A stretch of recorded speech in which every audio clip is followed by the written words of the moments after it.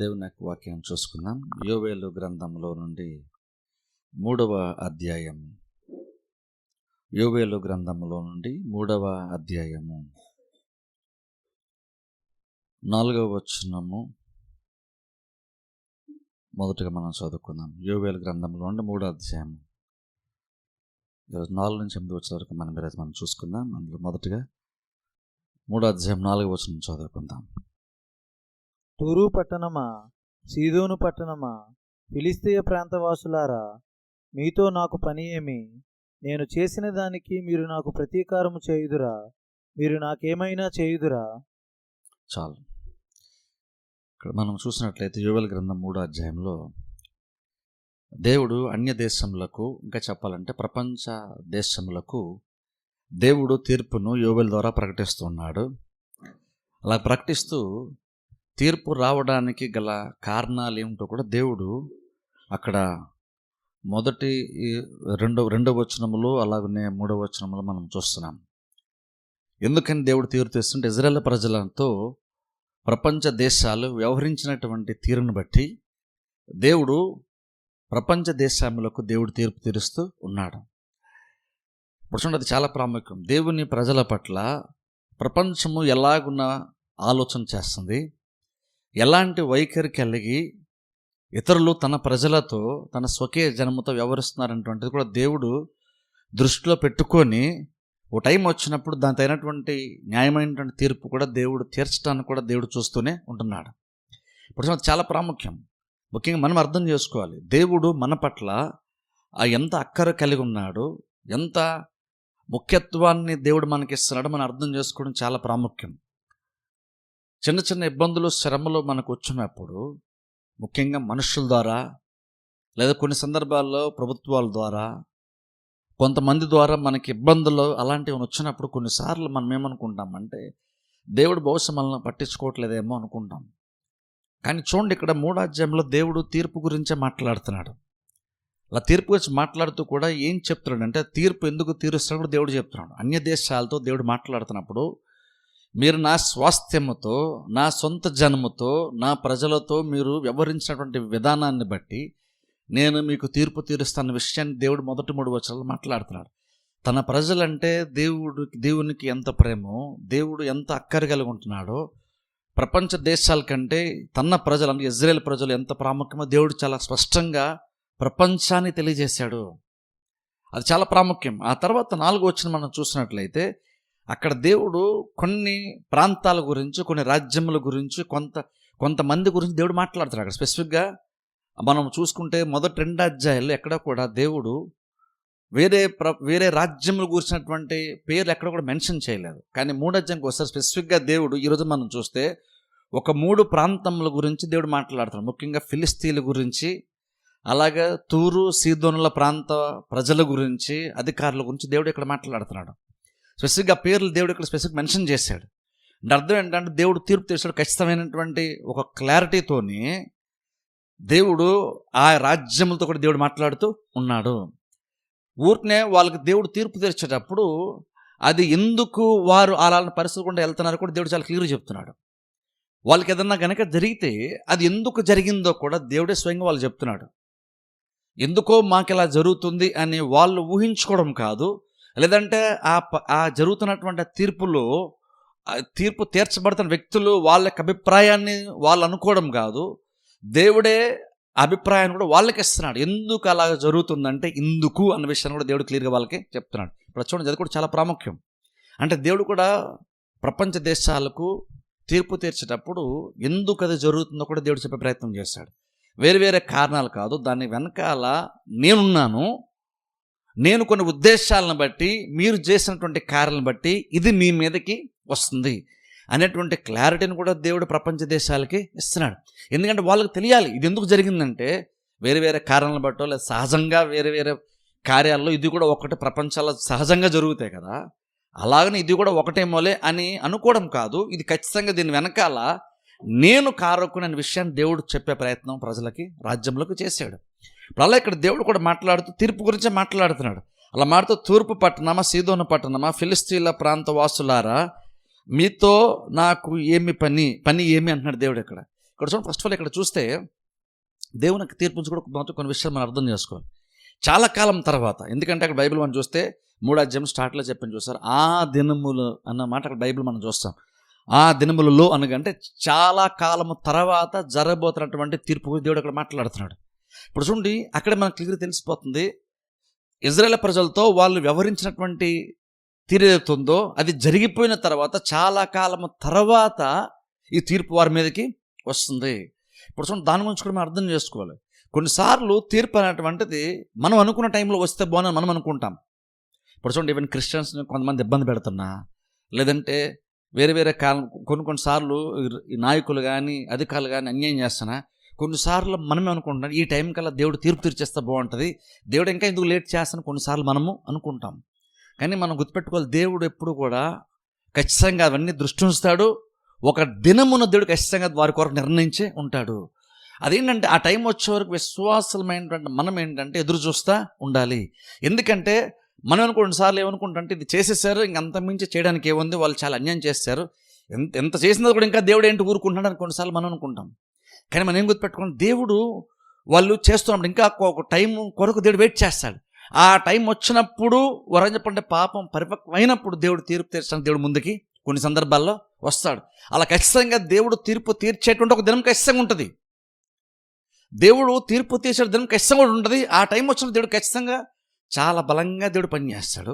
అది మాత్రం కాకుండా ఇంకోటి కూడా యాక్చువల్గా చూసుకుంటే కొన్ని జనరల్గా బైబిల్లో దేవుని యొక్క తీర్పుని బట్టి మాత్రమే కాదు, కొన్నిసార్లు జనరల్గా కూడా ప్రజలు ఇతరులతో వ్యవహరించినటువంటి విధానాన్ని బట్టి కూడా జనరల్గా వాళ్ళే తమ మీదకి తామే తీర్పును కూడా కొన్ని సందర్భాల్లో తెచ్చుకుంటారు.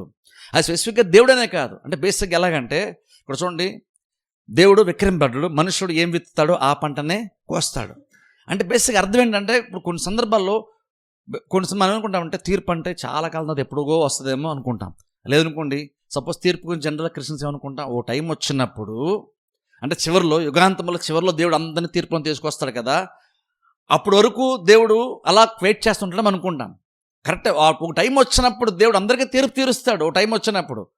కానీ అది మాత్రమే కాదు, కానీ ఈ లోపు కూడా కొన్ని సందర్భంలో మనుషులు వివరించిన తీరుని బట్టి వాళ్ళు వెతుకున్నటువంటి కార్యం బట్టి తిరిగి ప్రతిఫలం వాళ్ళు కూడా ఖచ్చితంగా పొందుకొని అది కూడా ఉంటుంది. దేవుడే తీర్పు తీసే అవసరం కూడా లేదు. కొన్ని సందర్భంలో ఎలా ఉంటుందంటే వాళ్ళు కార్యాలు చేస్తున్నప్పుడు దేవుడు కూడా కొన్నిసార్లు వెయిట్ చేస్తారు. ఎందుకో తెలుసా? ఎందుకంటే వాళ్ళు విత్తుతున్నారు ఓ టైం వచ్చినప్పుడు వాళ్ళు ఏదైతే విత్తారో ఆటోమేటిక్గా ఆ పంటని తిరిగి వాళ్ళు కోస్తారు కూడా. అది కూడా జరుగుతుంది. అంటే ప్రతిదీ ఆ చివరి దినం వరకే అదంతా కూడా అలాగ ఉంటుందని కాదు. కొన్ని సందర్భంలో దేవుడు కూడా కొన్నిసార్లు ఎందుకని వెనక్కి జరిగి వెయిట్ చేస్తాడంటే, నువ్వు ఏదైతే ఈరోజు విత్తుతున్నావో ఖచ్చితంగా రేపు పంట నువ్వు కోసే తీరుతావని, ఆ పంట ఎలాగో వస్తుంది కాబట్టి దేవుడు వెయిట్ చేస్తా కొన్ని సందర్భంలో చూస్తాడు. తీర్పుని ఆ రకం ఉంటుంది. ప్రతిదీ దేవుడు చివరి దినము కొరకే వదిలి ఉంచాడనేటువంటిది కాదు. ఈ లోకంలో కూడా కొన్ని సందర్భాల్లో ఏంటంటే మనము ఏం విత్తుతామో దాన్ని బట్టే పంటను కూడా ఖచ్చితంగా మనం కోస్తాము. కొన్ని సందర్భాలు ఏం జరుగుతుందంటే, కొన్ని సందర్భంలో మనుషులు కొన్నిసార్లు ఇతరులతో వ్యవహరించిన విధానం ఏదవుతుందో కొన్నిసార్లు వెంటనే ప్రతిఫలము వాళ్ళకి రాకపోయేసరికి, వాళ్ళు ఇతరులకు చెడు చేసిన తర్వాత కూడా వాళ్ళకి చెడు రాకపోతే కొన్నిసార్లు అనుకుంటా అంటే ఇది పెద్ద ప్రాబ్లం ఏమీ లేదు, మనం ఇంకా ఎంత చేసినా మనకైతే ఇబ్బంది ఏమి ఉండదు అని కొన్నిసార్లు అనుకుంటాం. కానీ ఏం మర్చిపోతున్నాం అంటే మనం ఏ విత్తుతామో ఆ పంటనే ఖచ్చితంగా వస్తాం. బైబిల్లో మాట కూడా యాక్చువల్గా ఉంది, చూద్దాం. దానికంటే ముందు ఒకసారి కీర్తనలోకి వెళ్దాం. ఒకసారి చూడండి, కీర్తనలోనికి 7వ అధ్యాయంలోకి వెళ్దాం. ఒకసారి కీర్తనలు 7వ అధ్యాయము, ఇదే విషయం అక్కడ కూడా ఉంది. చూడండి, కీర్తన గ్రంథంలో ఉండి 7వ అధ్యాయము 15వ వచనము చదువుకుందాం. కీర్తన గ్రంథము 7వ అధ్యాయం 15, 16 వచనం మనం చదువుకుందాం. వాడు గుంట తవ్వి దానిని లోతు చేసి ఉన్నాడు. చూడండి, ఇక్కడ వాడు గుంట తవ్వి దానిని లోతు చేస్తున్నాడు. గుంట తవ్వడం కాదు, దాన్ని ఇంకా లోతు చేశాడంట. తాను తవ్విన గుంటలో తానే పడిపోయాను. గుంట తవ్వాడు ఎవరి కోసం? ఎవరినో చిక్కించుకోవడానికి, ఎవరు అందులో పడి వాళ్ళు శ్రమల పాలు చేయడానికి గుంటను లోతుగా తవ్వించాడు. కానీ చూడండి, అక్కడ దేవుడు కూడా చెప్తున్న మాట విషయం ఏంటంటే, ఏం జరుగుతుంది అలా చేసిన త్వరలో ఏం జరిగే ఛాన్స్ ఉందని, ఖచ్చితంగా వాళ్ళు తీసిన గుంటలో యాక్చువల్గా వాళ్ళే పడతారు. అంటే బేసిక్ అర్థం ఏంటంటే, నువ్వు ఏది విత్తావో బేసిక్గా నువ్వు అదే కోస్తావని ఇక్కడ అర్థం. నెక్స్ట్ వచ్చిన కూడా చదువుకుందాం. వాడు తలంచిన చేటు వాని నెత్తి మీదకే వచ్చును, వాడు యోచించిన బలాత్కారము వాని నడినెత్తి మీదనే పడును. వాడు తలంచిన చేటు వాని నెత్తి మీదకే వచ్చాను, వాడు యోచించిన బలాత్కారము వాని నడినెత్తి మీదనే పడును. సరే, ఏదైతే బలాత్కారం చేద్దాం అనుకున్నా చివరికి అతని నెత్తి మీదకే వస్తుంది బైబిల్లో ఉంది. ఇప్పుడు చూడండి, అది మనం గుర్తుపెట్టుకోవడం చాలా ఇంపార్టెంట్. అంటే ప్రతిసారి దేవుడే తీర్పు తీరుస్తాడు, అది ఎప్పుడో దేవుడు చేస్తాడనే కాదు. కొన్ని సందర్భంలో దేవుడు కూడా ఎందుకు వెయిట్ చేస్తాడంటే, కొంతమంది కొన్ని కార్యాలు చేస్తున్నప్పుడు స్పెసిఫిక్గా ఆ చేసే విషయంలో ఏమాత్రం కూడా వాళ్ళు వెనుకంజ వేయకుండా చేసి ఇంకెక్కువ చేసుకుంటూ వెళ్తున్నప్పుడు ఓ టైం వస్తే ఖచ్చితంగా నువ్వు ఏది విత్తుతున్నావో ఖచ్చితంగా పంట కోస్తావు. అందుకే దేవుడు కొన్నిసార్లు ఏం చేస్తాడు, మనం తొందరపడుతుంటాం, కానీ దేవుడు వెయిట్ చేస్తాడు తెలుసా.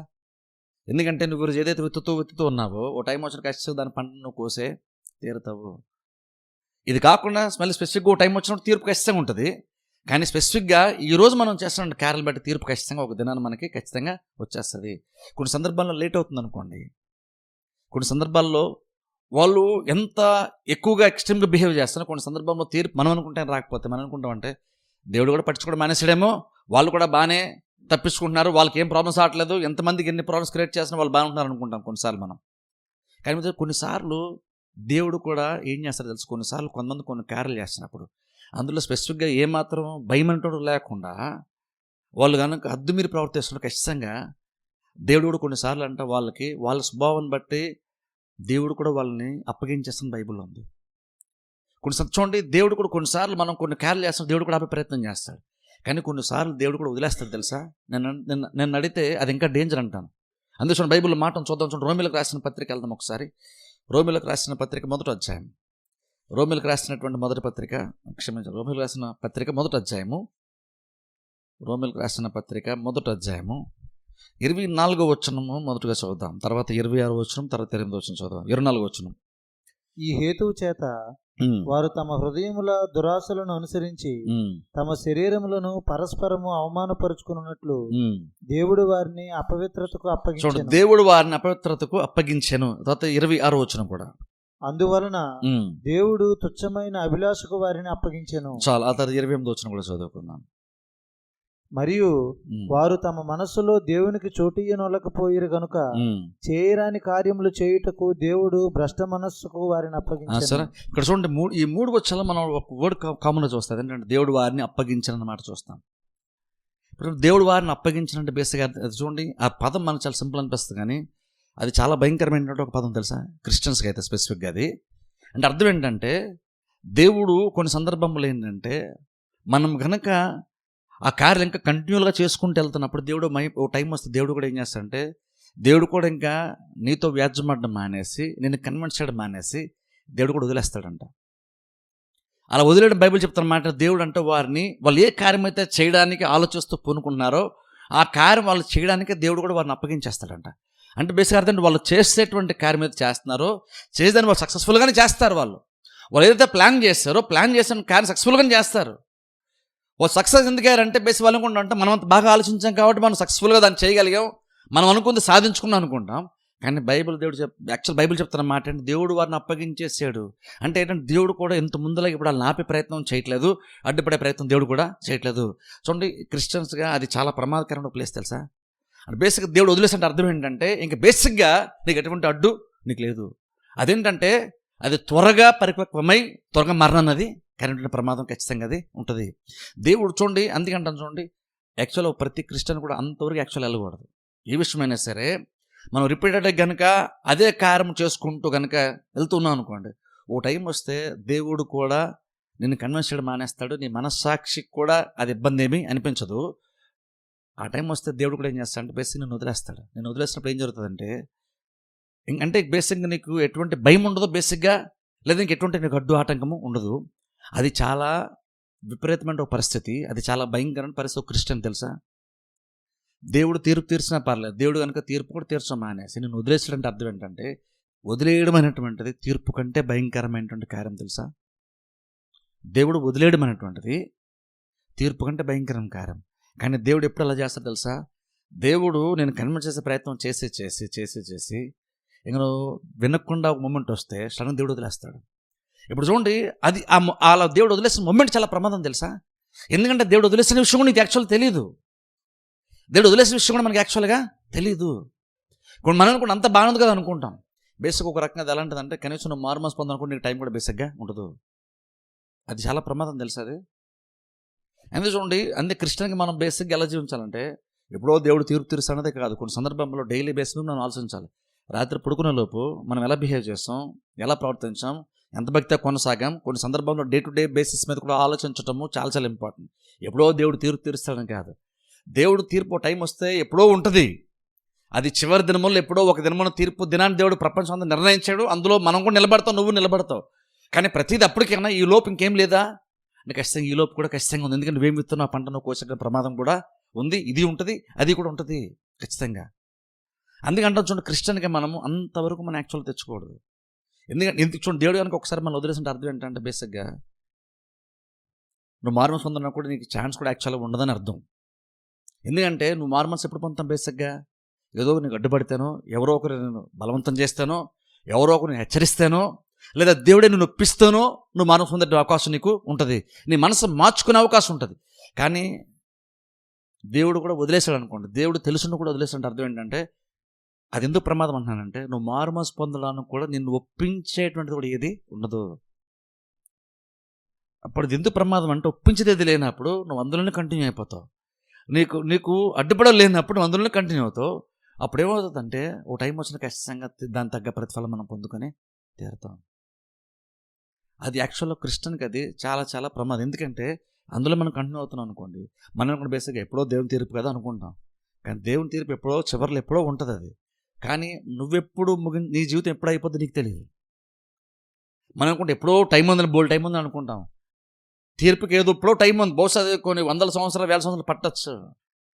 తీర్పుకి అంత టైం ఉంది, కానీ మనకంత టైము ఉందా? అదే పాయింట్. అది చూడండి, ఒక ఉపమానం మనం యాక్చువల్ చూస్తాం కూడా. పంట బాగా పండిందంట, బాగా సంపాదించుకున్నాడు, ఏం చేద్దామని ఆలోచించాడు. పెద్ద పెద్ద గోడలు కట్టుకున్నాడు. నా ప్రాణమా తిరుము తాను సుఖించము అనుకుంటున్నాడు. కానీ సడన్గా దేవుడు ప్రత్యక్షం అంటున్నాడు, వారు ఈ రాత్రి వారిని ప్రాణం అడుగుతున్నారు, ఎప్పుడో కాదు ఈ రాత్రే.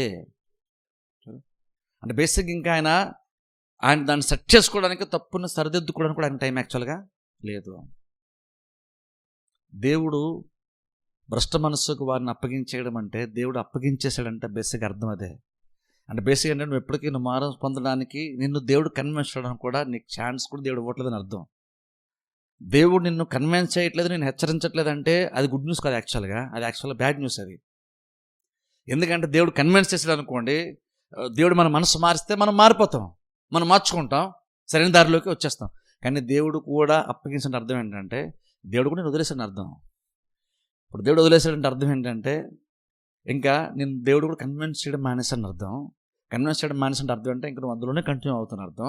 అందులోనే కంటిన్యూ అవుతావు. కాకపోతే నీకు ఎంత ఏముందో నీకు తెలియకుండా అందులో నుండి బహుశా నీ జీవితం కూడా ముగిసిపోద్దామో తెలియదు.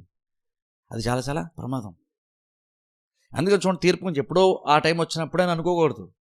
అందుకని మనుషుడు దేవుడేం విక్రమింపడ్డు, మనుషుడు ఏం విత్తాడో ఆ పంటనే కోస్తాడు. అందుకని ఎప్పుడో తీర్పు అంటే కాదు, క్రిస్టియన్ మనం ఎలా జీవించాం, డైలీ బేసిస్ మీద మనం జీవించాం. అందుకని మనకు చాలా చాలా మనకి ఇంపార్టెంట్. ఇక్కడ ఒకసారి మళ్ళీ యోగుల గ్రంథంకి వెళ్దాం, ఒకసారి చూద్దాం. చూడండి, చదువుకుందాం మనం. చూడండి, అక్కడ దేవుడు మాట్లాడుతూ చూడండి, అక్కడ పట్టణాల గురించి మాట్లాడుతూ దాని గురించి ఈరోజు చెప్తాను. చూడండి, అక్కడ 4వ వచనం ఒకసారి నేను చూద్దాను. చూడండి, తూరు పట్టణమా, సీదోను పట్టణమా, ఫిలిస్తీన్ల ప్రాంత వాసులారా, మీతో నాకు పని ఏమి? నేను చేసిన దానికి మీరు నాకు ప్రతీకారము చేయుదురా? మీరు నాకేమైనా చేయుదురా? ఇక్కడ చూడండి, దేవుడు 3 పట్టణాల కోసం మాట్లాడుతున్నాడు. దీని గురించి మనం చూద్దాం. 3 పట్టణాల గురించి అక్కడ దేవుడు మాట్లాడుతున్నాడు. తూరు పట్టణమా, సీదోను పట్టణమా, ఫిలిస్తీన్ల ప్రాంత వాసులారా, 3 పట్టణాల కోసం దేవుడు మాట్లాడుతున్నాడు. ఇక్కడ చూడండి, ప్రస్తుతం దేవుడు ఆ పట్టణం కోసం ఎందుకు మాట్లాడుతాడంటే ఆ పట్టణాల యొక్క ప్రత్యేకత ఉంది. ఈ పట్టణాలు ఇజ్రాయెల్ ప్రజలతో వ్యవహరించినటువంటి తీరుంది చూసారా? ఆ పైన మనం గత వారం చూస్తాం 3 వచనాల్లో. వాళ్ళు ఏం చేశారు? తన సొంత జనమును, తన స్వాస్థ్యమును వాళ్ళు చులకనగా చూశారు, ప్రజలను అమ్మివేశారు. వారి స్వాస్థ్యంగా దేవుడు వారికంటూ వాగ్దాన దేశాన్ని ఇస్తే దాన్ని వీళ్ళు ఆక్రమించారనే విషయాన్ని మొదటి 3 వచనాలు దేవుడు మాట్లాడాడు. ఇప్పుడు దాన్ని బట్టి దేవుడు తీర్పు తెచ్చినప్పుడు ఇక్కడ 3 ప్రాంతాల కోసం మాట్లాడుతున్నాడు. ఒకటి ఫిలిస్తీయ ప్రాంతం, అంటే ఫిలిస్తీన్ల గురించి దేవుడు మాట్లాడుతున్నాడు.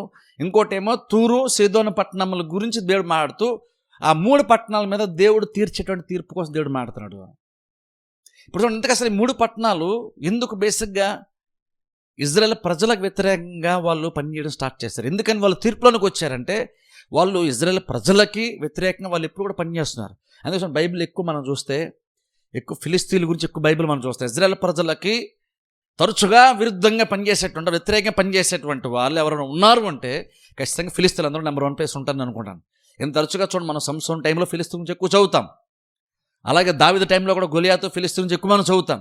అంటే బేసిక్గా ఫిలిస్తీన్లు తూరు సీదోను పట్టణ ప్రాంతం ఉన్నటువంటి వాళ్ళు బేసిక్గా ఇజ్రాయెల్ ప్రజలకు తరచుగా ఇబ్బందులు కలుగు చేస్తూ వచ్చారు. ఏదో ఒక మొమెంట్లో ఒక సందర్భంలో ఇబ్బంది కలుగు చేశారని కాదు, వాళ్ళు తరచుగా ఇబ్బందులు కలుగు చేసి వచ్చారు. మన ఎక్కడ ఈ టైంలో మాత్రం ఇజ్రాయెల్ ప్రజలను వాళ్ళు అమ్మివేశారనో, ఇజ్రాయెల్ ప్రజలకు తీర్పు తీర్చారనో, వాళ్ళు భూభాగం నాకుపై చేశారని కాదు.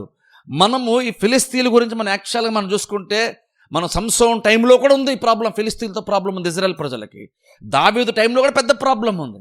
అంటే బేసిక్ అర్థం ఏంటంటే తరచుగా ఇజ్రాయెల్ ప్రజలు తరచుగా యుద్ధం కానీ సమస్య వచ్చిందంటే ఎక్కువ శాతము బహుశా అనుకుంటాను ఈ ఫిలిస్తీన్ల వలన ఎక్కువ ఇబ్బందులు శ్రమలు వాళ్ళకి ఇజ్రాయెల్ ప్రజలకి వచ్చినాయి. అంటే ఒక రకంగా పని కట్టుకొని ఇజ్రాయెల్ ప్రజలు తరచుగా ఈ ఫిలిస్తీన్లు వీళ్ళందరూ ఇబ్బంది పెడుతూ వచ్చారు. అందుకని ఒక టైం వచ్చినప్పుడు దేవుడు ఇప్పుడు అన్నాడు, ఇప్పుడు నేను తీర్పు తీర్చాను టైము వచ్చింది. మధ్య దేవుడు సంసోను లాంటి వాడుకొని తీర్పు తీర్చాడా, దావీదు లాంటి వాడుకొని కొన్ని క్యారెలు చేశాడు, చేశాడు. కానీ ఇక్కడ స్పెసిఫిక్గా దేవుడే రంగంలో దిగి ఇక్కడ తీర్పును నేరుగా దేవుడే ప్రకటిస్తున్నాడు. ఎందుకు ఈ పట్టణాలు ఎందుకని ఇజ్రాయెల్ దేశం అంత చిన్న చూపు చూసాయి అంటే బేసిక్గా ఈ పట్టణాలకంటూ ఒక ప్రత్యేకత ఉంది. ఇప్పుడు చూడండి, బేసిక్గా ఈ పట్టణాలు మిగిలినటువంటి ప్రపంచ దేశాల కంటే ఈ పట్టణం ఏంటంటే కొంచెం బెటర్గా ఉండేటువంటి ఒక పట్టణం. ఇప్పుడు చూడండి, ప్రాబ్లం ఏంటంటే ఈవెన్ మనమైనా సరే అంత చూడండి, మనం కనుక వేరే వాళ్ళకంటే ఇందులో ఒక దాంట్లో మనం బెటర్గా ఉన్నాం అనుకోండి, శ్రేష్టంగా ఉన్నాం అనుకోండి, ప్రాబ్లం అందులో ఉన్నటువంటి ప్రాబ్లం ఏంటంటే మనం ఆటోమేటిక్గా మనలో ఉన్నటువంటి ప్రత్యేకతను బట్టి ఇతరులను మనం చిన్నచూపు చూస్తాం. ఇప్పుడు చూడండి, అది చాలా పెద్ద ప్రాబ్లం తెలుసా. కొన్ని సందర్భాల్లో మనకు అది అర్థం కాదు, కానీ అది చాలా పెద్ద ప్రాబ్లం. మనలో ప్రత్యేకత ఉందా అంటే కష్టంగా ఉండొచ్చు, ఇతరుల కంటే నువ్వు చాలా ప్రత్యేకమైన కూడా అయి ఉండొచ్చు. కానీ ప్రాబ్లం ఎక్కడ వస్తుందంటే ప్రత్యేకత ఉన్నందుకు ప్రాబ్లం కాదు, కొన్నిసార్లు ఆ ప్రత్యేకతను బట్టి మనము ఆ ప్రత్యేకత లేనటువంటి వాళ్ళని తక్కువగా చూస్తాం. చూసారా, అంటే బేసిక్ అర్థం ఇంకోళ్ళని మనం తక్కువగా చూడడానికి ఏదో ఒకటి ప్లస్ మనలో కనబడుతున్నప్పుడు ఇతరులందరూ మన మైనస్లోనే మనం చూస్తాం. అది చాలా పెద్ద ప్రాబ్లం తెలుసా. ఇవి నేను అనుకుంటాను ఇజ్రాయెల్ ప్రజల్ని, ఇజ్రాయెల్ దేశంను కూడా తరచుగా చూస్తూ చులకనగా మాట్లాడుతూ ఈ ఫిలిస్తీన్లు కానీ వీళ్ళు ఉన్నారు చూసారా, వీళ్ళు తరచుగా ఎందుకు అలాగంటే ఇజ్రాయెల్ దేశమన్నా, ఇజ్రాయెల్ ప్రజలన్నా, లేదా ఇజ్రాయెల్ దేవుడన్నా సరే వాళ్ళు చులకనే.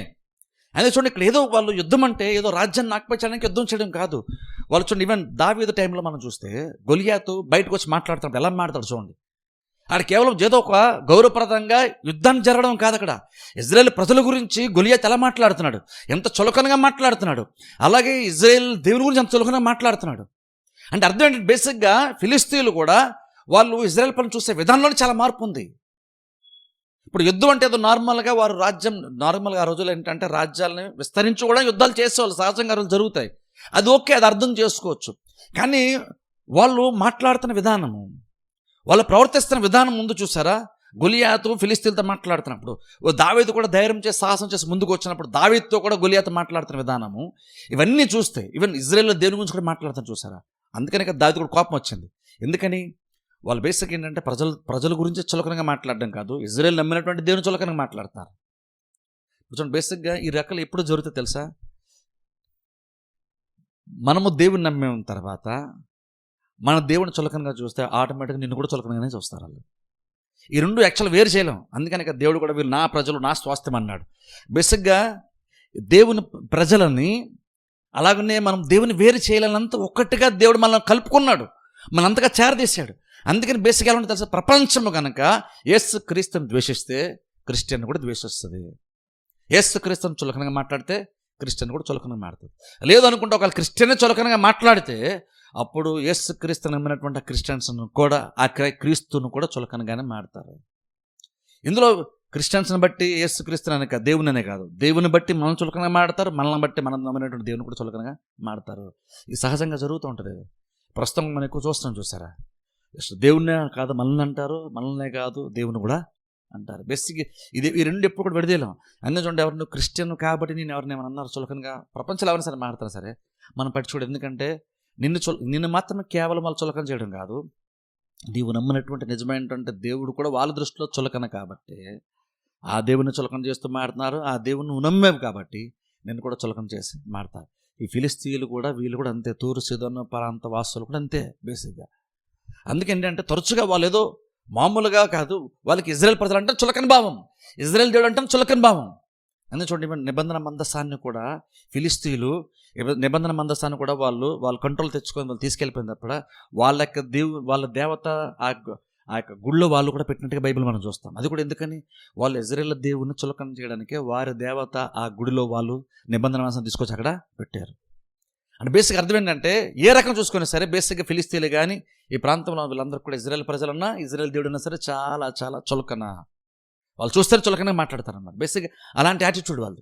అది ఎప్పుడో ఒకసారి కాదు, చెప్పిన చూసి ఒకసారి వెనక్కి వెళ్తే సంసోను టైం నుంచి ఇది జరుగుతూ వచ్చింది, అంతకాలం జరుగుతూ వచ్చింది. అంటే ఒక రాజ్యం ఫిలిస్తీన్లు అనేటువంటి ప్రజలు ఇజ్రాయేల్ ప్రజలను ద్వేషించడం ఎప్పుడు స్టార్ట్ చేశారు అంటే మనం సంసోను టైంలో కూడా చూస్తాం. అప్పటి నుంచి ఇప్పటి వరకు ఏదైనా మారారా వాళ్ళు? ఇప్పటికి కూడా వాళ్ళు మారలేదు, ఇంకనూ అలాగునే ఉన్నారు. అంతకాలము అంత కంటిన్యూలుగా వాళ్ళు ఇజ్రాయేల్ ప్రజలను ఇజ్రాయేల్ దేవుని చులకన చూస్తూ మాట్లాడారు. ఓ టైం వచ్చింది, ఇప్పుడు దేవుడు అన్నాడు నేను తీర్పు తీరుస్తాను. ఎందుకు తీర్పు ఎలా తీరుస్తున్న దేవుడు అంటే, వాళ్ళు ఏదైతే ప్రత్యేకతను వాళ్ళు అనుకుంటున్నారో దేవుడు దాన్నే తీసేస్తానన్నాడు. చూడండి, అది చాలా ఇంపార్టెంట్. అందుకని చూడండి, ప్రతిసారి మనం కనుక ఇతరులను చులకనగా మాట్లాడుతున్నాం అంటే బేసిక్గా ఇతరులను చులకన భావంతో చూస్తాం. ఈవెన్ అన్యులైనా సరే, క్రిస్టియన్స్గా మనం అన్యులు కూడా మనం చులకన చూడకూడదు తెలుసా. వాళ్ళకి భక్తి జీవితం మనం అంగీకరించాం ఖచ్చితంగా, కానీ అలాగే మనుషులైతే మనం చులకన చూడడానికి అయితే వీలైతే, ఎందుకంటే వాళ్ళు అన్యులైనా సరే ఇంకనూ వాళ్ళు కూడా దేవుని స్వరూపంలో దేవుని పోలికలో వాళ్ళు కూడా చేయబడ్డారు. అందుకనే బైబిల్ మనం చూసినప్పుడు కొన్ని సందర్భంలో ప్రవక్తలు కొంతమంది, యోనా కూడా కొన్ని సందర్భంలో ఆ నినివే పట్టణ ప్రజల గురించి చాలా ఒక రకంగా చెప్పండి, దేవుడు వాళ్ళని కాపాడినందుకు యోనాకి కోపం వచ్చింది. కానీ దేవునికి అయితే కోపం, ఆ ప్రజల మీద దేవునికి అయితే కోపం రాలేదు. దేవుడు తీర్పు ప్రకటించిన తర్వాత కూడా, మీరు అందరూ చచ్చిపోతారని ప్రకటించిన తర్వాత కూడా దేవునికైతే ఇజ్రాయేల్ నినివే ప్రజల మీద కోపమే లేదు. కానీ యోనాకి నినివే ప్రజల మీద కోపం ఉంది. ఒకసారి చూడండి, నిజంగా అంటాను, దేవుడు క్రిస్టియన్గా మనం ఎలా ఉండాలంటే, దేవుడు ఎలా చూస్తున్నాడో ప్రపంచాన్ని ప్రజల్ని మనం కూడా అలా చూడటం నేర్చుకోవాలి. మనం నిజమైన దేవుని నమ్మేసాం కాబట్టి మనం గొప్పలం అయిపోతాం. వాళ్ళు ఇంకా దేవుని నిజమైన దేవుడి దగ్గర వాళ్ళు రాలేదు కాబట్టి, వాళ్ళు అంధకారులు ఉన్నారు కాబట్టి, వాళ్ళు గుడ్డితనంలో ఉన్నారు కాబట్టి అని చెప్పేసి మనం వాళ్ళని చులకన భావంతో ఏమాత్రం కూడా చూడకూడదు. చులకనగా అస్సలు చూడకూడదు తెలుసా. వాళ్ళ విశ్వాసాన్ని మనం యాక్సెప్ట్ చేయము, కానీ అలాగని మనం చులకన చూడడం కూడా వీలు లేదు. నినివే ప్రజల విషయంలో దేవుడు ప్రపంచానికి యోనాకు సైతం అదే చూపించాడు. యోనా సైతం దేవుడు అదే చూపించాడు. అది మనం కూడా అదే నేర్చుకోవాలి. క్రిస్టియన్స్ని కానీ అన్యుల్ని కానీ మనం కూడా ఎప్పుడు కూడా చులకనగా భావంతో ఎప్పుడు మాట్లాడకూడదు, చూడడానికి కూడా మన ప్రయత్నం ఎప్పుడు కూడా మనం చేయకూడదు. ఒకవేళ మనం నిజమైన దేవుని మనం తెలుసుకున్నామంటే, ఇంకను అక్కడ నువ్వు దేవుని తెలుసుకున్నావు అంటే దేవుడు తనకి బయలుపరచుకుంటే నువ్వు తెలుసుకున్నావు, కానీ నీకు నువ్వుగా నిజమైనటువంటి సత్య మార్గం ఏంటి నువ్వు వెతికేసి నువ్వు కనుగొందంటూ ఏమీ బేసిక్గా లేదు. మనం ఏమై ఉన్నా సరే, నువ్వు ఈ నిజమైన దేవుని తెలుసుకునే విషయంలో కావచ్చు, ఇంకేదైనా ప్రత్యేకత మనకున్నా సరే, అంతా కూడా దేవుని యొక్క దయను బట్టే కానీ కృపను బట్టే కానీ మనకంటే బేసిక్ అటువంటి ప్రత్యేకత మనకి లేదు. అని ఎప్పుడు కూడా మనకేదో ప్రత్యేకత అని చెప్పి మనం కొంచెం అహంకారంగా ఫీల్ అయ్యి ఇతరులు ఎప్పుడు కూడా తక్కువ అంచనా మనం వేయకూడదు. వేస్తే బేసిక్ మనకు కూడా తీర్పు వస్తుంది. అది ఇక్కడ ఇజ్రాయేల్ ప్రజలకు, ఇక్కడ నినివే ఇక్కడ మనం చూసుకుంటే ఇక్కడ ఫిలిస్తీన్లకే కానీ తూరు సీదోను పట్టణ వాసులు కానీ ఎగ్జాక్ట్ అందుకే దేవుడు తీర్పు తీరుస్తున్నాడు. ఇజ్రాయేల్ పద్ధతి వాళ్ళు వ్యవహరించిన విధానం, వాళ్ళు ఎందుకు అలా వ్యవహరించారు అంటే బైబిల్ ఉంటుంది. ఎగ్జాంపుల్ మనం చూద్దాం. చూడండి, ఒకసారి యేసకేలు గ్రంథంలోకి వెళ్దాం. చూడండి, వాళ్ళ గురించి దేవుడు మాట్లాడుతున్నాడు, వాళ్ళ ప్రత్యేకత గురించి. తూరు సీదోను పట్టణాల గురించి మనం చూద్దాం. యేసకేలు గ్రంథము 27 అధ్యాయంలోకి వెళ్దాం. యేసకేలు గ్రంథం 27 అధ్యాయం మొదటిగా చూద్దాం. యేసకేలు గ్రంథం 27 అధ్యాయము 3వ వచనం చదువుకుందాం. చూడండి, ఇక్కడ తూరు ప్రత్యేకత గురించి మనం చూస్తాం. తూరు పట్టణం యొక్క ప్రత్యేకత 3వ వచనం చదువుకుందాం. యేసకేలు గ్రంథం 27 అధ్యాయం 3వ వచనం. సముద్రపు రేవుల మీద నివసించుదానా, అనేక ద్వీపములకు ప్రయాణము చేయు వర్తక జనమా, ప్రభువైన యెహోవా సెలవిచ్చినదేమనగా, తూరు పట్టణమా, నేను సంపూర్ణ సౌందర్యము కలదానని వనుకొనుచున్నావే, నీ సరిహద్దులు సముద్రముల మధ్య ఏర్పడెను, నీ శిల్పకారులు నిన్ను సంపూర్ణ సౌందర్యము గలదానిగా చేసి ఉన్నారు. ఇక్కడ చూడండి, పట్టణం యొక్క ప్రత్యేకత ఏంటి తెలుసు. ఈవెన్ తూరు అయినా సరే సీదోను పట్టణం గురించి చెప్పేస్తాను. చూడండి, ఇక్కడ 27 అధ్యాయంలో తూరు పట్టణం గురించి ఉంటుంది, 28 అధ్యాయంలో సీదోను పట్టణం గురించి ఉంటుంది. మీరు కానీ చదివితే తెలుస్తుంది. ఈ పట్టణాలు బేసిక్ ఏంటంటే ఇవి సముద్ర తీర ప్రాంతం ఉండే పట్టణాలు, రెండు కూడా జాగ్రత్త చెప్తాను. చూడండి, ఈ తూరు సీదోను పట్టణాలు ఎందుకలా వ్యవహరించే దానికి కారణం ఉంటుంది. అది ఇక్కడ మనం చూస్తున్నాం. బేసిక్గా తూరు సీదోను పట్టణాలు కూడా మనకు టైం సరిపోదు. యాక్చువల్గా 28 అధ్యాయంలో సీదోను గురించి కూడా ఉంటుంది. అక్కడ బేసిక్గా పట్టణాలు ఏంటంటే అవి సముద్ర ప్రాంతంలో ఉండేటువంటి పట్టణాలు. సో ఇప్పుడు ఏమైందంటే సముద్ర ప్రాంతంలో ఉండేటువంటి పట్టణాలు అంటే సముద్ర ఒడ్డున ఉంటాయి కాబట్టి బేసిక్గా ఆ రోజుల్లో ట్రాన్స్పోర్టేషన్ అంతా ఎక్కడికి వెళ్తుంది, సముద్రాలు పడవల ద్వారానే ట్రాన్స్పోర్ట్ అవుతూ ఉండేది ఆ రోజుల్లో. సో ఇప్పుడు ఏంటంటే ఈ పట్టణాలు ఏంటంటే ఆ వాణిజ్య వ్యాపారం ఏంటంటే ఇక్కడ బేస్ అయ్యి చాలా జరిగేదంట. తూరు సీదోను పట్టణాలు ఎలాంటివంటే బేసిక్గా 2 ప్రాముఖ్యమైన పట్టణాలు, ఆ రెండు కూడా సముద్ర తీర ప్రాంతం ఉండే పట్టణాలే. దాని కూడా లొకేషన్ అంటే దానికి ఎంత బలాన్ని ఇచ్చిందంటే ట్రాన్స్పోర్టేషన్ అంతా కూడా ఈ తూరు సీదోరు పట్టణాల మీదుగానే ప్రపంచ దేశాలకు రాజ్యములకు ట్రాన్స్పోర్టేషన్ అవుతుండేదంట. ఓ రకంగా చెప్పాలంటే ఇది వాణిజ్య కేంద్రం అని చెప్పొచ్చు ఈ 2 పట్టణాలు. ఎంతమంది గుర్తుంది చూడండి, అమెరికాలో అండి వరల్డ్ ట్రేడ్ సెంటర్ ఉండేది, WT centre, world trade centre ఉండేది. ఇప్పుడు చూడండి ఎరుపులను గుద్దేసి బిన్ లాడెన్ కొట్టేసాడు చూసారా. బేసిక్గా అది వరల్డ్ ట్రేడ్ సెంటర్ అర్థం ఏంటంటే ప్రపంచంలో జరిగేటువంటి వ్యాపారం అంతా కూడా అక్కడ కేంద్రంగా జరుగుతుంది. అర్థమవుతుంది మనకి. వరల్డ్ ట్రేడ్ సెంటర్ అంటే అర్థం ఏంటి, అమెరికాలో ఉండొచ్చు పెద్ద బిల్డింగ్స్, ట్విన్ టవర్స్ అంటారు చూసారా, అటు బిన్ లాడెన్ ఎరుపులతో కొట్టేసాడు చూసారా పడిపోయింది. అదేంటి దానికి పేరేంటి, వరల్డ్ ట్రేడ్ సెంటర్ అని పేరు. అంటే అర్థం ఏంటి, ప్రపంచంలో జరిగే వ్యాపారం అంతటికి అది కేంద్రం. అమెరికా ఒక్కదానికే కేంద్రం కాదు, ప్రపంచంలో జరుగుతున్నటువంటి ప్రతి వాణిజ్యానికి అది కేంద్రం అంట. దాన్ని బట్టే ప్రపంచం అంతా కూడా బిజినెస్ అవుతూ ఉంటుందంట, అక్కడి నుంచి స్టార్ట్ అవుతుంది ప్రతిదీ కూడా. అందుకనే బిన్ లాడెన్ దాన్ని కొట్టేశాడు. ఎందుకంటే వాళ్ళు దాన్ని బట్టి కూడా అతిశయపడుతున్నారని వేరే వేరే కారణాలు బట్టి కావచ్చు. కానీ వ్యాపారం అంతా అక్కడ స్టార్ట్ అయ్యేది, అక్కడి నుంచి స్టార్ట్ అయ్యేది. దాని ప్రపంచంలో ప్రత్యేకత అది. ఇప్పుడు అందుకనే ఆ దేశం కూడా గర్వించేది. అందుకనే ఆ దేశం బాధ పెట్టాలన్నాడు కాబట్టి బిన్ లాడెన్ కూడా అలా చేశాడు. ఇప్పుడు ఎగ్జాక్ట్ అలాగున్నే ఈ తూరు సీదోను పట్టణం కూడా సముద్ర ప్రాంతం ఉన్నటువంటివి, వాణిజ్యానికి బాగా కేంద్రం ఇది. బేసిక్ బైబిల్ కనుక మనం చూస్తే కొన్ని వచనాలు మనం అక్కడక్కడ చదివామనుకోండి, అక్కడ దేవుడు ఈ పట్టణాలకు ప్రత్యేకత గురించి మాట్లాడతాడు. దానిలోకి ఇక్కడ చూడండి 3-4 వచనం కూడా మనం చదివితే ఆ పట్టణం ఏంటంటే దాని లొకేషన్ కూడా జియోగ్రాఫికల్గా దాని లొకేషన్ కూడా అది చాలా సౌందర్యవంతమైనటువంటి పట్టణముగా అది తీర్చిదిద్దబడిందని బైబిల్ మనం చూస్తాం. అంటే రకంగా చెప్పాలంటే బాగా డెవలప్ అయిపోయినటువంటి ఒక పట్టణం ఇది, బాగా ఒక హైటెక్ సిటీ లాగా బాగా డెవలప్ అయిపోయిన పట్టణం ఇది. ఇప్పుడు ఆటోమేటిక్ ఏమవుతుంది, ఇప్పుడు ప్రపంచ వాణిజ్యం అంతా ఎక్కడ జరుగుతుందంటే అర్థం ఏంటి, బేసిక్ అంటే వాళ్ళు బోట్లు కూడా తయారు చేస్తారంట. అలాగే చాలా ప్రపంచం ఉన్నటువంటి చాలామంది ఈవెన్ ఇజ్రాయెల్ లాంటి వాళ్ళు సైతం, మీరు కనుక 27-28 అధ్యాయం కనుక మీరు చదివితే అక్కడ దేవుడు తూరు సీదోను పట్టణాల గురించి దాని ప్రత్యేకత కోసం మాడతాడు, దానికి తీర్పు కూడా దేవుడు ప్రకటిస్తాడు. అక్కడ అలా ప్రకటిస్తే దేవుడు దానికి ప్రత్యేకత కోసం మాడతాడు. ఆ పట్టణం లెక్క డిస్క్రిప్షన్ దేవుడు ఇస్తూ బేసిక్గా చాలా రాజ్యాలంట అనేక ప్రాంతాల నుంచి వచ్చి ఇక్కడికి వచ్చి చాలా సామాన్లు అంట వాళ్ళు వేరే వేరే సామాన్లు అంట కొన్ని వెలయిచ్చి కొనుక్కొని వెళ్తారంట. అంటే ప్రపంచంలో ప్రతి ఇతర దేశాలకు కావాల్సిన ప్రతిదీ కూడా ఇక్కడ కొనుక్కెళ్తారు. ఇక్కడ దొరుకుతుంది, ఇక్కడ కొనుక్కోవడం మాత్రమే కాదు, మళ్ళీ అది తీసుకెళ్ళాలన్నా సరే ఇక్కడి నుంచి ట్రాన్స్పోర్ట్ తీసుకెళ్ళాలి, షిప్లో తీసుకెళ్ళాలి దాన్ని. అంటే ఇప్పుడు అర్థం ఏంటి, అన్ని రకాల కూడా ఇది బాగా ఫైనాన్షియల్గా కూడా బాగా డెవలప్ అయిపోయిన ఒక పట్టణము. ఇప్పుడు ఆటోమేటిక్గా ఎలా ఉంటుంది, వేరే దేశాలు ప్రపంచంలో వేరే దేశాలకి రాజ్యాలకు ఎవరికి లేనటువంటి ఒక యోగ్యత ఆధిక్యత నీకు ఆటోమేటిక్గా నీకు వచ్చిందనుకో, అప్పుడు ఆటోమేటిక్గా ఆ పట్టణం చాలా గర్వపడుతుంది తెలుసా. ఈవెన్ ఆ రోజుల్లోనే కాదు, ఈ రోజుల్లో కూడా అన్నీ ఉన్న చూడండి, మనం దేశం పరంగా అయినా సరే కావచ్చు, పట్టణ పరంగా అయినా సరే కావచ్చు, వ్యక్తిగతంగా కూడా ఎప్పుడు కూడా మనము దేన్ని బట్టి అయినా సరే మనం ఎక్కువగా అతిశయపడకూడదు. దేన్ని బట్టి అయినా సరే తెలుసా, అతిశయపడ్డామంటే ఖచ్చితంగా దేవుడు ఖచ్చితంగా దాని తీర్పులోని ఖచ్చితంగా తీసుకొస్తాడు. ఇక్కడ ఈవెన్ చూడండి దేవుడు తీర్పు గురించి మాట్లాడు. చదువుతాను చూడండి 27-33 వచ్చిన చదువుకుందాం. 27-33 చదవండి. సముద్రం మీద వచ్చిన నీ సరుకులను పంపించి, సరే ఇక్కడ చూడండి ఎందుకంటే చెప్పండి చూస్తారా, సముద్రం మీద వచ్చిన నీ సరుకులను పంపించి చాలా జనములను తృప్తిపరిచితివి. సరే చాలా జనములను తృప్తిపరిచితివి. విస్తారమైన నీ పదార్థముల చేతను నీ వర్తకము చేతను భూపతులను ఐశ్వర్యవంతులుగా చేసితివి. ఇప్పుడు చూడండి ఇక్కడ చూడండి 33 వచ్చిన దేవుడు ఏం చెప్తాడు, తీర్పు కంటే ముందు ఒక మాట 33 వచ్చిన మాట అక్కడ దేవుడు అంటున్నాడు, నువ్వు చాలా మందికి సముద్రం మీద సరుకులు పంపించావు అని అక్కడ మాట్లాడుతూ, నువ్వు చాలా మంది తృప్తిపరిచావు, చాలా మంది వర్తకం చేసావు, భూపతులను ఐశ్వర్యవంతులుగా చేసావు. ఈ పట్టణం మాత్రమే గొప్ప పట్టణంగా మారడం కాదు, ఈ పట్టణం అటువంటి దాని వ్యాపారం జరగటం వలన వేరే వేరే పట్టణాలు చాలా మంది కూడా బాగా డెవలప్ అయ్యారంట. అంటే వేరే ప్రాంతాలు కూడా డెవలప్ అవ్వడానికి ఇది కారణమైంది. చాలామంది డబ్బు సంపాదించుకోవడానికి, వేరే రాజ్యములు డెవలప్ అవ్వడానికి ఈ రాజ్యం కారణమైంది.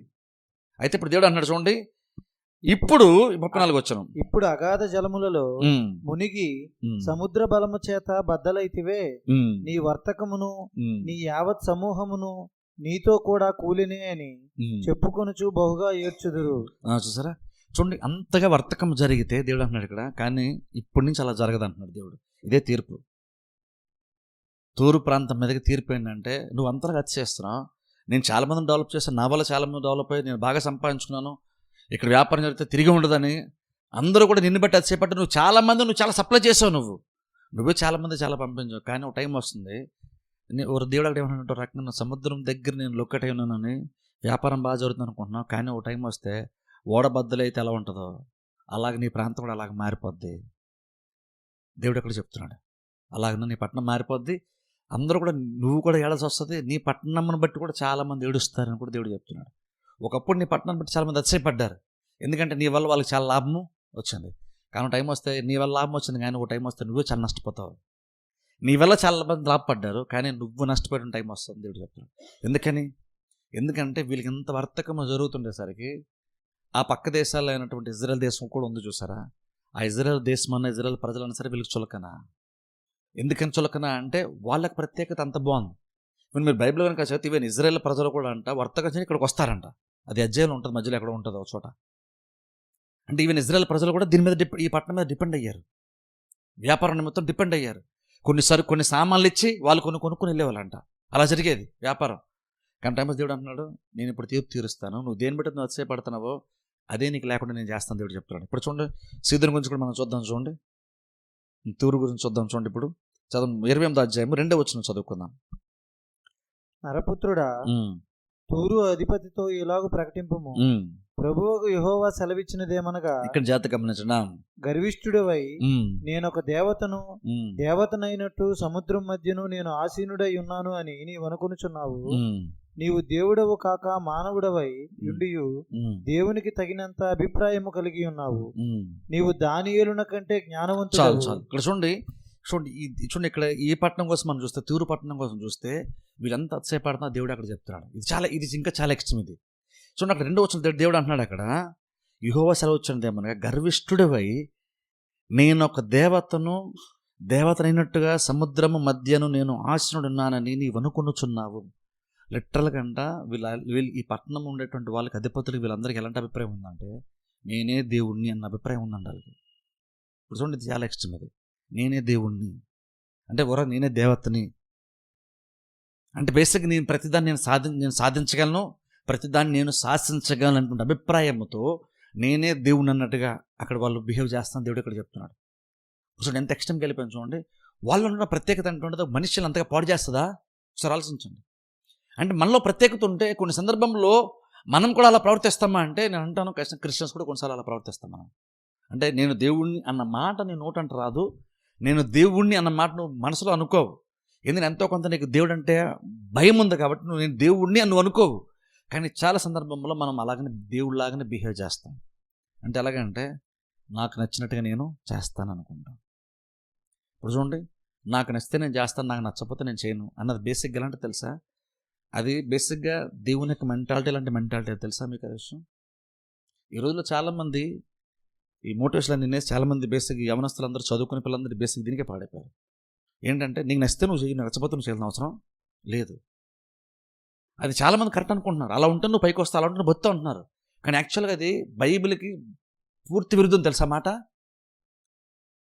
ఈవెన్ నేనంటే చాలామంది ప్రసంగాల్లో కూడా మాట చెప్తున్నారు ఈ మధ్యన తెలుసా, ప్రసంగాలు కూడా వచ్చింది. అది మన నచ్చితే చేద్దాం, నచ్చపోతే నువ్వు వాళ్ళని కన్విన్స్ చేయొద్దు, వాళ్ళని వదిలేస్తే నీకు నచ్చితే నువ్వు చేయి, నీకు నచ్చపోతే చేయాల్సిన అవసరం లేదు. అది చాలా తప్పు. అది బేసిక్గా అది ఎలాంటిదంటే, అది బేసిక్గా నువ్వు కూడా ఓ రకంగా నీ లైఫ్కి నువ్వు ఉన్నటువంటి సర్కిల్లో నువ్వే దేవుడు అనుకున్నావు, నువ్వే దేవుడు అనుకున్నావు అంతే తెలుసా. దేవుడు ఒక చోట ఏమన్నా తెలుసా, నేను కరుణించేటువంటి కరుణిస్తాను అని దేవుడు అన్నాడు, నేను తృణీకరించాను తృణీకరిస్తాను, నేను ప్రేమించమని నేను ప్రేమిస్తాను దేవుడు చెప్పాడు. అంటే బేసిక్గా దేవుడు ఏమన్నాడు, నాకు నచ్చింది నేను చేస్తాను అన్నాడు దేవుడు, అంతే కదా. అంటే నువ్వు వాళ్ళని ఎందుకు ప్రేమించావు, వీళ్ళని ఎందుకు ద్వేషించావు, యాసోను ఎందుకు నువ్వు ద్వేషించావు, ఈయన ఎందుకు ప్రేమించావు, యాకోబుని ఎందుకు ప్రేమించావు అని ఏ మనిషి కూడా దేవుని క్వశ్చన్ చేయలేడు. దేవుడు అంటున్నాడు మాట. ఎందుకంటే దేవుని యొక్క డిసిషన్ ఎవరు క్వశ్చన్ చేయలేరు. నీకు నచ్చలేదు నువ్వు క్వశ్చన్ చేస్తాను కుదరదు. ఎందుకు క్వశ్చన్ చేయకూడదంటే దేవునికి ఇష్టం. అది యాసోను ఎందుకు దేవుడు ద్వేషించాడు మనకు ఆన్సర్ లేదు, దేవుడు చెప్పను కూడా చెప్పడు. అలాంటి దొంగలాంటి యాకోబుని ఎందుకు ప్రేమించాడు దానికి ఆన్సర్ లేదు మన దగ్గర. అంటే బేసిక్ దేవుడు ఏమంటున్నాడు, అది నాకు నచ్చింది నేను చేస్తాను అంటున్నాడు. నేను యాకోబుని ఎందుకు ప్రేమించలేదో అది నా ఇష్టం, అది నేను యాకోబుని ఎందుకు ప్రేమించాను అది నా ఇష్టం దేవుడు చెప్తున్నాడు. అంటే ఇప్పుడు బేసిక్ అర్థం ఏంటంటే దేవుడు ఒకటి నచ్చి దేవుడు ఒకటి చేస్తున్నప్పుడు, ప్రభు నీకు అదెందుకు నచ్చింది, ఇది ఎందుకు నచ్చలేదు? యాకోబు కంటే ఏశావు మంచోడు కదా, ఏశావు కదా అన్యాయం జరిగింది, నువ్వు ఏశావును కదా ప్రేమించాలి, ఏశావును కదా నువ్వు ఏర్పాటు చేసుకోవాలి అంటే దేవుడు అంటున్నాడు నా ఇష్టం అంటున్నాడు దేవుడు. అంటే అభ్యాస అర్థం ఏంటి? దేవుడు ఏంటంటే ఎందుకు దేవుడు అలా చేస్తాడంటువంటిది, దేవునికి ఎందుకు యాకోబు ఎందుకు నచ్చడం మనకు తెలియదు. కానీ మనం మనం ఏం నమ్ముతాం అంటే యాకోబు ఖచ్చితంగా ఏదో ప్రత్యేక ఖచ్చితంగా దేవుడు ఉంది కాబట్టి దేవుడు యాకోబుని ప్రేమించాడు, ఏశావును కాదని విషయం మనకు తెలుసు. యాకోబుని దేవుడు ఏర్పాటు చేస్తున్నాడు, ఏశావును కాదని విషయం మనకు తెలుసు. కానీ మనుషుల రీతిగా అయితే మనం ఏమంటామంటే, మనం కనుక ఒకవేళ అలా చేయాల్సి వస్తే మన అభిప్రాయం ఉండదంటే దేవుడు ఏశావుని ఏర్పాటు చేసుకోవాలి, యాకోబుని కాదని మనం అంటాం. పౌలు అలాంటి క్వశ్చన్స్కి ఆన్సర్ చేస్తూ ఉంటాడు. మనమేమంటాం? అనలేమంటాడు. ఎందుకని? అది దేవునికి ఇష్టమైన దేవుడు అలాగనా చేస్తున్నాడు. ఇప్పుడు మనుషులు కొన్ని సందర్భం మనం కూడా ఎగ్జాక్ట్ అలా బిహేవ్ చేస్తాం. నాకు నచ్చితే నేను చేస్తాను, నచ్చకపోతే నేను చేయను. ఇంకోళ్ళు చెప్తే నేను చేయను. బేసిక్గా అర్థం ఏంటంటే నేను ఎందుకు చేయట్లేదు ఎవరు చెప్పాల్సిన అవసరం లేదంటాం. అని బేసిక్గా ఎగ్జాక్ట్ దేవుడు అదే చెప్తాను. దేవుడు నేను యాకోబుని ఎందుకు ప్రేమించాను, యాకోబుని ఎందుకు ఏర్పాటు చేస్తాను, నేను ఎవరికి చెప్పాల్సిన అవసరం లేదు, నాకు నచ్చింది నేను చేస్తాను. దేవుడిలాగా కొన్నిసార్లు మనం కూడా బిహేవ్ చేస్తామంటే నేను చెప్పేది అదే. మనం కూడా బేసిక్గా అలాగే అనుకుంటాం కొన్నిసార్లు. నేను దేవుడిని క్రిస్టియన్స్ కాబట్టి అంతవరకు మన నోటుంటే ఆ మాట రాదు. దేవుడు నేను కూడా దేవుడితో సమానమైన మాట మన క్రిస్టియన్స్కి రాదు. కానీ మనం కూడా కొంచెం ఎలా బిహేవ్ చేస్తామంటే దేవుడిలాగా బిహేవ్ చేస్తాం. అంటే అలాగా నేను ఎవరికి ఆన్సర్ చేయాల్సిన అవసరం లేదు, నాకు నచ్చితే నేను చేస్తాను, నచ్చకపోతే నేను చేయాల్సిన అవసరం లేదు. బేసిక్గా ఆ మాట నాకు నచ్చితే నేను చేస్తానన్న మాట దేవుడు తప్ప ఏ కృష్ణుడు వీలే లేదు. ఎందుకంటే ఉమెన్లో యేసుక్రీస్తు సైతము దేవుడే శరీరం ధరించి వచ్చిన తర్వాత ఆయన కూడా నా చిత్తం కాదు నీ చిత్తమే సిద్ధించను గాక అన్నాడు గెత్సెమనే తోటలో. యేసుక్రీస్తు కూడా అమ్మమంటుకు వచ్చినప్పుడు అలా అన్నాడు. కానీ ఈ రోజుల్లో చాలా కృష్ణ మనం నచ్చితే చేస్తాను, నచ్చపోతే నేను చేయను, బలవంతం చేస్తున్నాను అనుకుంటాం. ఎప్పుడైతే ఎవరైనా సరే నా నచ్చితే నేను చేస్తానన్న మైండ్ సెట్ కనుక మనకుంటే అర్థం ఏంటంటే నీకు తెలియట్లేదేమో, బహుశా నిన్ను దేవునితో సమానంగా నువ్వు చేసుకుంటున్నావు. నీకు నచ్చపోయినా సరే నువ్వు కొన్ని చేస్తే ఖచ్చితంగా తీరాలి. ఇక్కడ ఈ పట్టణంలో ఉంటే వీళ్ళు ఎలాంటి మైండ్ సెట్తో వాళ్ళు బ్రతుకుతున్నారు, అధికారులే కానీ ప్రజలే కానీ అంటే వాళ్ళు ఓ రకంగా వాళ్ళకున్నటువంటి వాణిజ్యాన్ని బట్టి, వాళ్ళకున్నటువంటి ప్రత్యేకతను బట్టి మేము దేవత అంటే ఓ రకంగా నేను శాసించేస్తాను, నేను డిసైడ్ చేసేస్తాను ప్రపంచాన్ని. ఇప్పుడు కూడా ఈ రోజుల్లో కూడా కొన్ని రాజ్యాలు అలాగే అనుకుంటాయి. ప్రపంచంలో ఏది ఎలా జరగాలంటే మేము డిసైడ్ చేస్తే జరిగిపోద్దని ఈ రోజుల్లో కూడా చాలా దేశాలు అనుకుంటాయి.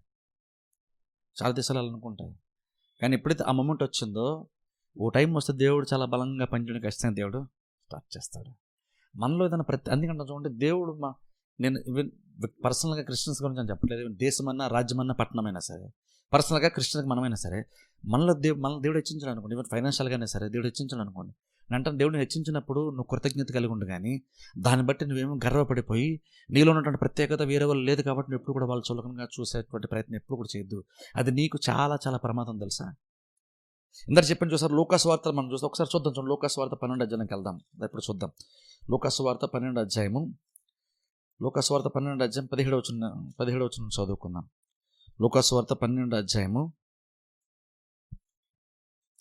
చూడండి. చాలా విస్తారంగా పంట పండిన తర్వాత ఆయన మనసులో అనుకుంటున్నాడు. 17వ వచనం 12, 17 నేను చదువుతాను లేండి. చూడండి, నా పంటను సమకూర్చుకుంటా. లూకాసు వార్త 12వ అధ్యాయం 17వ వచనం.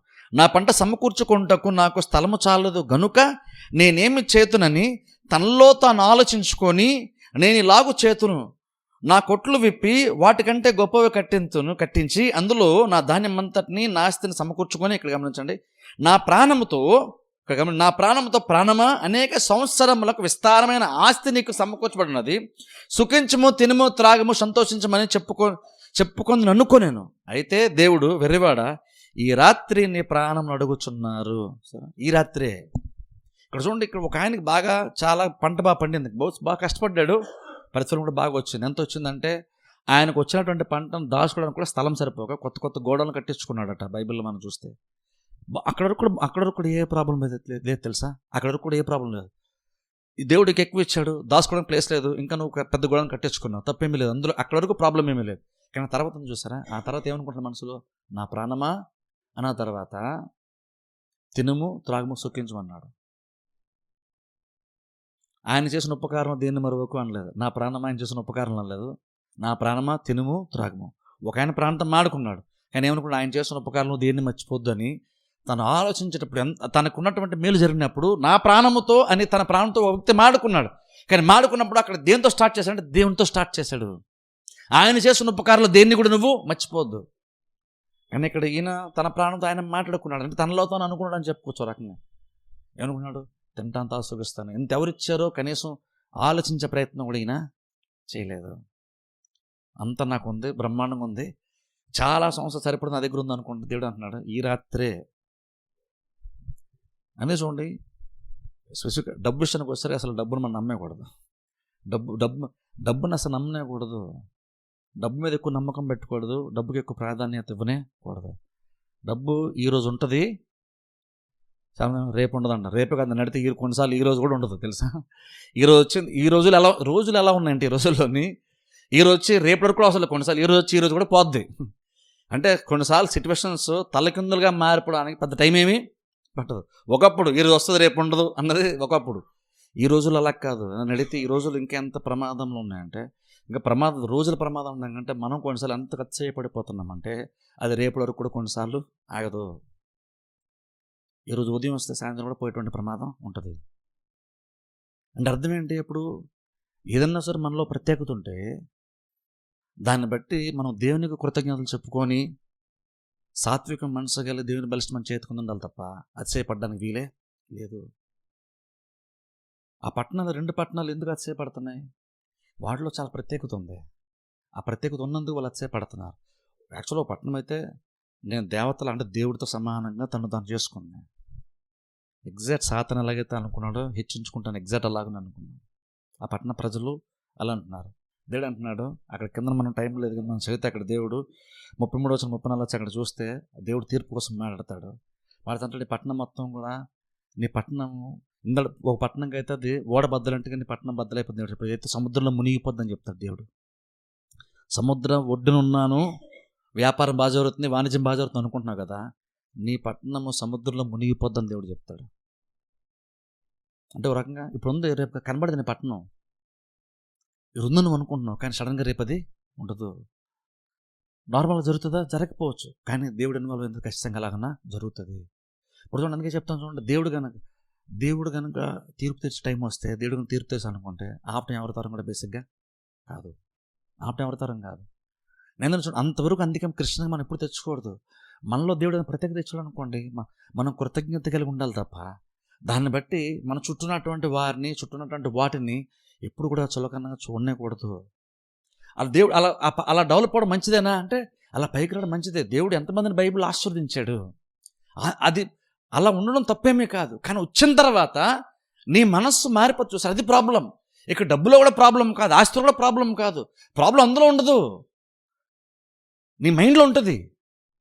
నీవు సంపాదించుకున్నటువంటిది అది నిజంగా ఆశీర్వాదమా లేదా కేవలం భౌతికమైన ధనం అనేటువంటిది నీ ఆత్మస్థితి నిర్ణయిస్తుంది. అబ్రహాం కూడా బోల్డ్ సంపాదించాడు, కానీ ఎప్పుడు కూడా అబ్రహాంకు డబ్బుతో ప్రాబ్లమే లేదు. ఎందుకని? డబ్బు ప్రాబ్లం కాదు ఇక్కడ, నీ ఆత్మస్థితి, నీ ప్రయారిటీసే ప్రాబ్లం. ఇక్కడ మనకదే ప్రాబ్లం. ఎందుకంటే చూడండి, మనం కనుక దేవుడు కనుక దయతలిచి కనుక మనం హెచ్చరించడం స్టార్ట్ చేసాం అనుకోండి, అంటే ఆ టైంలో అంటాను ఇంకెక్కువ జాగ్రత్త ఉండడం చాలా ఇంపార్టెంట్. ఎందుకంటే నువ్వు కళ్ళారుని ప్రతిఫలం చూస్తున్నప్పుడు వెంటనే అక్కడ దేవుని గురించి నువ్వు ఆలోచించడం స్టార్ట్ చేసి నీ మేలు జరగని ప్రతిసారి కూడా గొప్పగా జరిగినప్పుడు నాకు ఫ్యూచర్ ఎంత డోకా లేదో నువ్వు ఆలోచించద్దు. బైబిల్ చెప్తుంది అస్థిరమైన దాని మీద నమ్మిక ఉంచొద్దు. అది అస్థిరం బైబిల్లో చెప్పేసింది. బైబిల్లో దేవుడు అస్థిరం అంటే ఖచ్చితంగా అది టెంపరీ అస్థిరమే. ఈరోజు ఉంది కాబట్టి రేపు ఉంటుందన్న గ్యారంటీ ఏమాత్రం మనకి లేదు. ఇప్పుడు అందుకంటాను అస్థిరం ఏంటంటే ధనం మీద నమ్మిక ఉంచగా సమస్తమైన ధారాళంగా దయచేస్తున్న దేవుని ఎందే మనం నమ్మిక ఉండాలి. నిజంగా దేవుని నమ్మికుంటే అప్పుడు ఇలాగా నాకు బోల్డ్ అంత ఉంది, ఏం చేయని ఇదంతా కట్టేసుకుంటాను, నేను సుఖపడిపోతాను అని అనుకోవద్దు. నీకు ఇవన్నీ ఎవరి వల్ల వచ్చినాయి? నువ్వు ఆయన గురించి అసలు ఆలోచించావా? ఆయన గురించి మొదటి ప్రాధాన్యత నువ్వు ఇచ్చావా లేదని చూసుకోవాలి. అది కనుక మనకు జరుగుతున్న ప్రతి మేలు వెనకాల కనుక జస్ట్ నువ్వు సంతోషిస్తూ అక్కడితో ఆగిపోయి నువ్వు దేవుని కనుక నీ సంతోషంలో కనుక పాలు భాగస్తూ నువ్వు చేయకపోతే అంటాను దేవుడు కూడా నేను ఎగ్జాక్ట్ వెర్రివాడనే పిలుస్తాడు. ప్రపంచం నేను సక్సెస్ఫుల్ అంటదేమో, ప్రపంచం మన సక్సెస్ఫుల్ అంటదేమో, బాగా సెటిల్ అయిపోయారండి, బాగా బ్రహ్మాండ పైకి వచ్చారండి, బాగా కష్టపడ్డాడు పైకి వచ్చాడు, బహుశా ప్రపంచం ఉంటుంది. కానీ దేవుడైతే అలాగన్నాం. ఎందుకు చూడండి, ఎన్ని మేలు దేవుడు మన జీవితంలో చేస్తాడో ప్రతి దాంట్లో నువ్వు దేవుని చూడగలగాలి, ప్రతి దాంట్లో నువ్వు దేవుని పెట్టేయాలి. నీ జరుగుతున్న ప్రతి మేలు వెంటనే దేవుని చూడడం స్టార్ట్ చేయడం చాలా చాలా ఇంపార్టెంట్ తెలుసా. మనం కొన్నిసార్లు ఎంతగా మనం అంటే తెలుసో తెలియ కొన్నిసార్లు ఎంత ఏదైతే ఉంటే అది ఒక మేలు మనకు జరిగినప్పుడు అందులో సంతోషించేస్తుంటాం. అది జరిగింది హ్యాపీ ఫీల్ అయిపోతాం, కానీ దేవుని తలుచుకోం మనస్ఫూర్తిగా. వెంటనే మేలు జరిగినప్పుడు ఫస్ట్ వెంటనే మనకి అది దేవుడిని మనం థ్యాంక్స్ చెప్పడం ఇంపార్టెంట్. నేను చెప్పేది పై పైన థ్యాంక్స్ చెప్పడం సంగతి చెప్పట్లేదు, హృదయపూర్వకంగా నేను కృతజ్ఞత చెప్పడం కోసం మాడతాను. కొన్ని జరిగినప్పుడు ఆటోమేటిక్ సంతోషిస్తాం. కానీ గుర్తుపెట్టు, ఆ సంతోషంలో కనుక మనం దేవుని మర్చిపోతే మనం చాలా ప్రమాదంలో ఉన్నాం. అప్పుడు ఏం జరుగుతుంది తెలుసా? అప్పుడేమవుతుందంటే నీ మైండ్ సెట్ మారిపోతుంది. ఎందుకంటే ఇప్పుడు నీకు చాలా ఉన్నాయి, నువ్వు చాలా కలిసి వచ్చి నువ్వు చాలా పైకి వచ్చావు, నువ్వు చాలా సంపాదించుకున్నావు. ఇతరుల కంటే నువ్వు అది కేవలం డబ్బు గురించి చెప్పట్లేదు, బేసిక్ ఏదైనా సరే, తెలివితేటలు కావచ్చు, సామర్థ్యం కావచ్చు, ఇంకేదైనా సరే కావచ్చు. ఇతరుల కన్నా మనం ప్రత్యేకంగా ఉన్నప్పుడు అంటే నువ్వు ఇంకా జాగ్రత్తగా ఉండు. ఎందుకంటే నువ్వు నీకున్నటువంటి పదార్థాలను బట్టి, నీకున్నటువంటి సంపదను బట్టి, నీకున్నటువంటి ప్రత్యేకతను బట్టి అందరికంటే ఎక్కువ శోధింపబడతావు ఖచ్చితంగా. ఈ శోధన ఎలాంటిది? ఇతరులను చులకనగా చూసేటువంటి శోధన. ఇది చాలా ప్రమాదం. ఈ పట్టణాలు అలాగనే బెస్ట్గా పాడైపోయినాయి. అక్కడ ఒకసారి చూడండి, మళ్ళీ జోలు కిందకి వెళ్ళి ముగించుకున్నాం. ఒకసారి చూడండి, చదువుతాను అక్కడ కిందకి, నేనే చదువుతాను, ఒకసారి జస్ట్ మీరు ఫాలో అయిపోండి సరిపోద్ది. అక్కడ దేవుడు మాట్లాడుతున్నాడు చూడండి, 4వ వచనంలో 2 లైన్లు చదువుతాను చూడండి. ఫిలిస్తీ ప్రాంత వాసులారా, మీతో నాకు పని ఏమి? నేను చేసిన దానికి మీరు నాకు ప్రతీకారము చేయుదురా? మీరు నాకేమైనా చేయుదురా? ఇక్కడ చూడండి, దేవుడు అంటున్నాడు, ఇవన్నీ నేను చేస్తున్నప్పుడు మీరు నాకు ఏదైనా తిరిగి చేసేయగలరు అనుకుంటున్నారంటే, తిరిగి చేయడం అర్థం ఏంటంటే, నేను తీర్పు తీరిస్తే మీరు రివర్స్ మీరు నాకు ఇంకేం చేయగలరా అంటే, మీరు నాకేమీ యాక్చువల్గా చేయలేరు అంటే. దేవుడు చెప్తారంటే, నాకు ఇది చాలా సింపుల్ కార్యం. మీ పట్టణాల మీద తీర్పు తీర్చి మీ పట్టణాలని నిర్మూలన చేయడం, దేన్ని బట్టి అయితే మీరు అతిశయపడుతున్నారు దాన్ని తీసివేయడం నాకు చిటికలో పని అంటున్నాడు దేవుడు. సింపుల్ చెప్పాలంటే, బేసిక్గా చెప్పాలంటే చిటికలో పని. ఓ రకంగా ఎలా అంటే దాన్ని సింపుల్గా ఏంటంటే, జస్ట్ మన మీద ఒంటి మీద ఏగ వాళ్తే జస్ట్ దులుపుకుంటాం చూసారా, అంత ఈజీగా నేను పట్టణం తుడిచిపెట్టేస్తాను దేవుడు చెప్తున్నాడు. మీరు తిరిగి మీరు ఏమైనా చేయగలరా అంటే, దేవుడు అంటే ఓ రకంగా చెప్పాలంటే సిల్లిగా అంటున్నాడు, మీరు తిరిగి ఏదైనా చేసేయగలరా అని.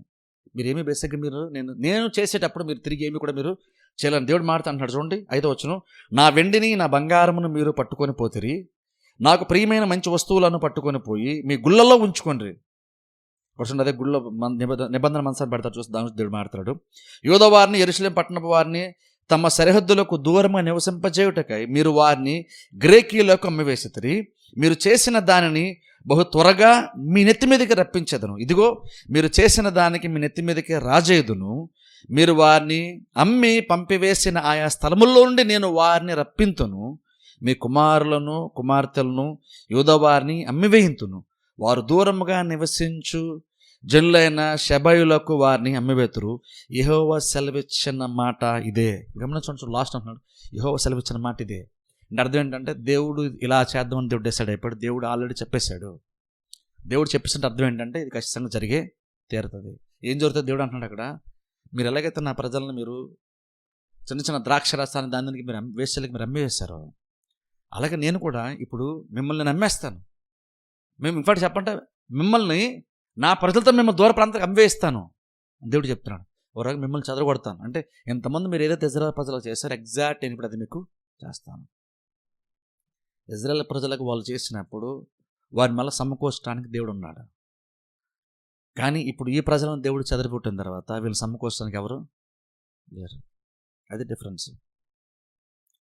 అంటే బేసిక్గా ఇక్కడ ఏం చెప్తుందంటే, వాళ్ళు ఏదైతే ఇజ్రాయెల్ ప్రజలకు చేశారు ఎగ్జాక్ట్ దేవుడు దాన్ని ఖచ్చితంగా దేవుడు అన్నాడు, నేను మీ నెత్తి మీద దీన్ని మీరు తీసుకొస్తాను దాన్ని ఎగ్జాక్ట్గా అన్నాడు దేవుడు.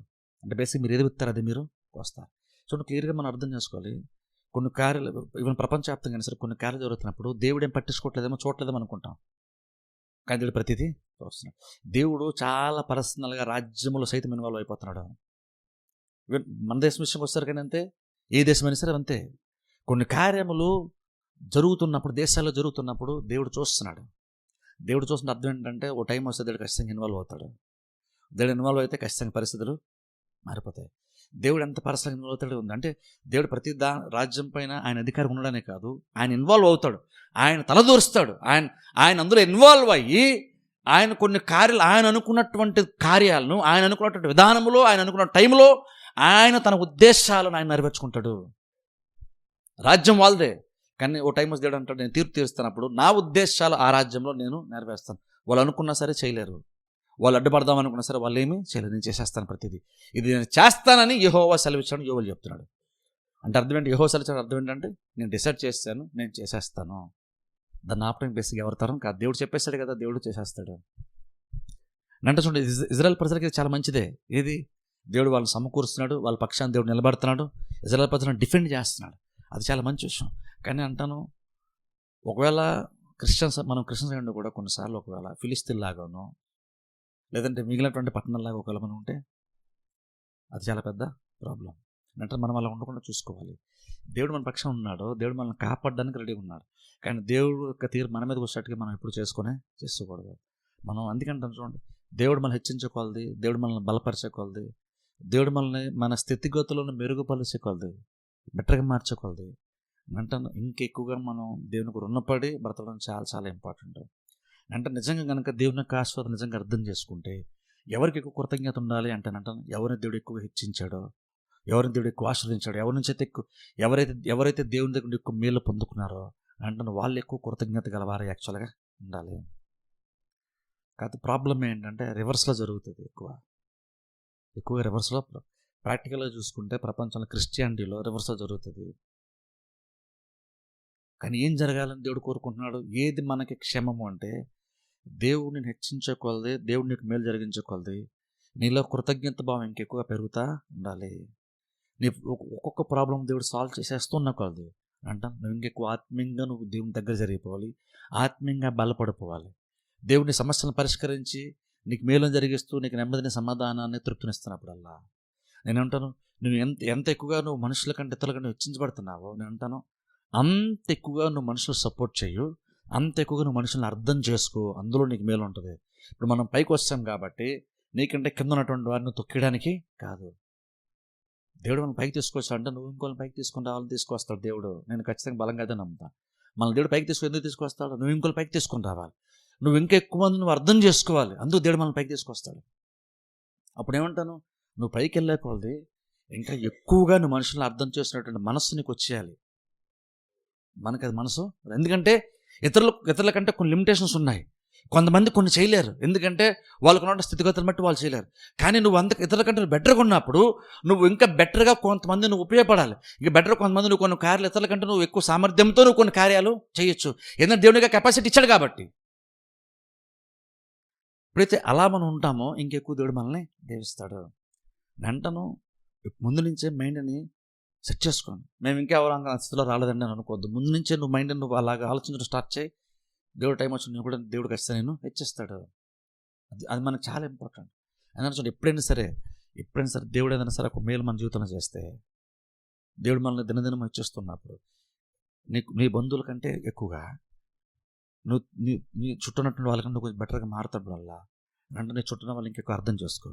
నువ్వు పైకి వచ్చే కొలది నువ్వు వాళ్ళకి దూరం అవ్వద్దు, నువ్వు వాళ్ళు దూరపరచద్దు. నువ్వు పైకి వచ్చే కొలది ఇంకా వాళ్ళ దగ్గర జరగంటాను. అది చాలా ఇంపార్టెంట్. దేవుడిని ఎంత పైకి తీసుకొస్తాడో నువ్వు అంతగా నీకంటే తక్కువ వాళ్ళతో ఇంకా నువ్వు క్లోజ్గా మూవ్ అవ్వడం, ఇంకా వాళ్ళని ఇంకా దగ్గర చేర్చుకోవడం చాలా చాలా ఇంపార్టెంట్ తెలుసా. మనం అలా ఉండాలి. కానీ అంటే మనం పెద్ద ఎక్కువ మనం చాలామందిని దూరం పెట్టేస్తాం. మనం క్రిస్టియన్స్ యాక్చువల్గా అలా ఉండకూడదు. మనం దేవుడు మనం హెచ్చించుకోవాలి. ఇంకా నువ్వు ఒక గొడుగులాగా అంబరెల్లాగా ఉండి నువ్వు చాలా మంది దగ్గర నువ్వు నేడిచ్చేవాడుగా, నువ్వు దగ్గర చేర్చుకునేవాడుగా ఉండాలి. అది అంతేగాని మనం గర్వంగా ఫీల్ అయ్యామనుకోండి, ఈరోజు దేవుడు ఇచ్చింది రేపు దేవుడు తీసేయడానికి దేవుడు పెద్ద కష్టమేమీ కాదు. అందుకని మనుషుడు ఏమి విత్తాడో దాన్నే కోస్తాం. దేవుడు విక్రమిపడ్డా మనం ఏది విత్తాడే కోస్తాం. అందుకని కొన్నిసార్లు చూడండి, ఈరోజు మనం కొన్ని కోస్తున్నాం అంటే నిన్న బోసి విత్తుంటాం, అందుకే ఈరోజు కోస్తున్నాం. అది మంచిగా చెడన్నా. అప్పుడు అంటాను ఈరోజు నువ్వు నిన్న విత్తేసిన దాని గురించి ఈరోజు ఏం చేయలేవు, కానీ ఈరోజు ఏం విత్తున్నావు కనీసం జాగ్రత్త పడు. అప్పుడు రేపు నీ లైఫ్ బెటర్గా మారుతుంది. నిన్నటి ఎలా విత్తేస్తావు, నిన్నది అయిపోయింది, మనం ఏం చేయలేం. నిన్నటి దాని గురించి ఇంకా ఆలోచించద్దు. దానికి పంట నువ్వు కోస్తున్నామో, కానీ అంటాను కనీసం అది వదిలేసేయి. ఇప్పుడు వచ్చేదాన్ని నువ్వు ఆపలేవు, కానీ రేపు రాబోతున్న దాన్ని ఖచ్చితంగా నువ్వు డిసైడ్ చేసుకో. నీ చేతిలో ఉంది. నువ్వు ఈరోజు ఏం విత్తదాం అనుకుంటున్నావు. నువ్వు మంచిని విత్తితే మంచిని వస్తావు. నువ్వు ప్రేమను, సాత్వికము, దయను విత్తితే నువ్వు తిరిగి దయను పొందుకుంటావు. ఆ అవకాశం అయితే మనకు ఖచ్చితంగా దేవుడు ఈరోజు మన చేతుల్లో పెట్టాడు. ఎందుకంటాను ఎప్పుడు కూడా ఆ పట్టణాలు తీరు సూదను పట్టణాలు అతిశయపడినట్టుగా, ఫిలిస్తీన్లు అతిశయపడినట్టుగా అతిశయపడి వాళ్ళు తరచుగా ఇజ్రాయేల్ ప్రజలను ఇబ్బంది పెట్టారు. మనం అలాగే ఇతరులను ఇబ్బంది పెట్టదు. దేవుడు మనం హెచ్చించుకోవాలి. ఇంకా మనం 10 మందికి ఉపయోగపడాలి, 10 మందిని మనం చేర్చుకోవాలి, 10 మందిని ఇంకెక్కువ అర్థం చేసుకోవాలి. ఎందుకంటే ఇతరులకున్న ప్రెజర్ నీకు ఇప్పుడు లేదు. ఇతరులకున్న ఇబ్బంది నీకు ఇప్పుడు లేనప్పుడు, నీకు అన్ని దేవుడు సుఖంగా మార్చినప్పుడు నువ్వు ఇతరులను ఇంక ఎక్కువగా అర్థం చేసుకోవాలంటే, ఎందుకంటే నీకు ఇప్పుడు ప్రెజర్స్ ఏమీ నీకు లేవు కాబట్టి నువ్వు ఇతరులను ఎక్కువగా అర్థం చేసుకో. అది నీకు చాలా మేలు చేస్తుంది, చుట్టూ వాళ్ళు కూడా చాలా మేలు చేస్తుంది. లేదనుకున్న ఎంత పెద్ద పట్టణం అయినా సరే దాదాపుగా నేనే దేవుడు అన్నట్టుగా డిసైడ్ చేసేంత ఆ స్థాయిలోకి వెళ్ళిపోయింది. అది కూడా ఇంకా నువ్వు దేవుడు పట్టణాన్ని సముద్రంలో ముంచేస్తా అన్నాడు దేవుడు. అది జరుగుతుంది. ఈ ప్రపంచంలో నువ్వు ఏది సంపాదించుకున్నా ఏది స్థిరం, దేవుడు తప్ప ప్రపంచంలో ఏది స్థిరం కాదు. మన లేదు నిన్న మనకు వచ్చింది, మన లేదు నేను వచ్చిందంటే ఈరోజు కూడా ఉంటుందని గ్యారంటీ ఏమీ లేదు. అందుకని ఎప్పుడు దాన్ని బట్టి అస్థిరమైనటువంటి దాన్ని బట్టి మీరు మారిపోద్దు. దేవుని బట్టి స్థిరంగా కొనసాగితే అన్నీ దేవుడు మన ధారాళంగా దయచేస్తాడు. మనం దేవుని పడితే మనం 10 మందికి ఆశ్చర్యకరంగా మనం ఉంటాం. ప్రార్థన చేసుకుందాం. అందరూ తల వంచి కళ్ళు మూసుకుని నేను చిన్న ప్రార్థన చేస్తాను. యెరికో మనకు ముందు వచ్చిన యేసు మనకు ముందే నిల్చును. యెరికో మనకు ముందు వచ్చిన యేసు మనకు ముందే నిల్చును. భయపడకు, దిగులు పడకు, ప్రార్థించి స్తుతించుము. భయపడకు, దిగులు పడకు, ప్రార్థించి స్తుతించుము. స్తోత్రము చెల్లించెదము, మన యేసుకే స్తోత్రము చెల్లించెదము. స్తోత్రము చెల్లించెదము, మన యేసుకే స్తోత్రము చెల్లించెదము.